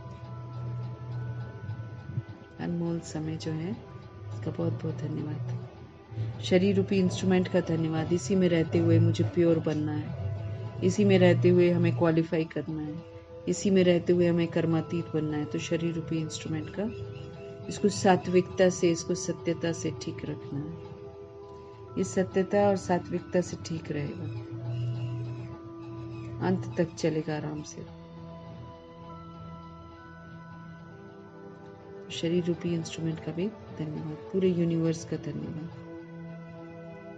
आप सभी आत्माओं का भी धन्यवाद, और सृष्टि की मेहमान नवाजी का तहे दिल से धन्यवाद। हम अपनी तरफ से भी धन्यवाद करेंगे और सभी सोल्स की तरफ से भी धन्यवाद करेंगे, क्योंकि उनको नहीं मालूम है, हमको बाबा से समझ मिली है अभी, तो उनकी तरफ से भी आत्मा भाई है ना, तो सभी आत्मा भाइयों की तरफ से हम धन्यवाद करते हैं। इस विधि से बाबा जो भाईचारा है ना आपस का, जो खराब हो गया है, उसको कायम करवाते हैं। फिर से वो चीजें हम में लाते हैं ताकि हम हर आत्मा का भला सोचें, उसके रोल को ना देखें। जैसे उस दिन बाबा ने बोला ना, हलचल तो होगी, पेपर तो आएंगे, तुमको क्या करना, तुम याद रखो, तुमको सबको हील करना है, तुमको उसका नेगेटिव नहीं देखना है, तुमको उसका व्यर्थ नहीं देखना है, तुमको उसको सहयोग देना है ताकि वो उस बुराई से मुक्त हो जाए। जैसे आग लग गई है तो आग को बुझाने का काम करना है। आग तो लगी हुई है चारों तरफ, विस्मृति की आग, लेकिन आग को बुझाने वाले हैं हम, तो हम क्वेश्चन ही नहीं कर सकते हैं कि वो ऐसा कर रहा है वैसा कर रहा है। वो जो कर रहे हैं ना, उसके लिए दुआएं करनी है ताकि वो ना करे। शुभ भावना, शुभकामना से, सहयोग से उसको ठीक करना है। और जो बाबा के बच्चे हैं उनको दान नहीं देना है, उनको क्या करना है, उनको सहयोग देना है, समझ का सहयोग, संस्कारों को मिलाने का सहयोग, सहनशीलता का सहयोग, ये सब सहयोग देना है।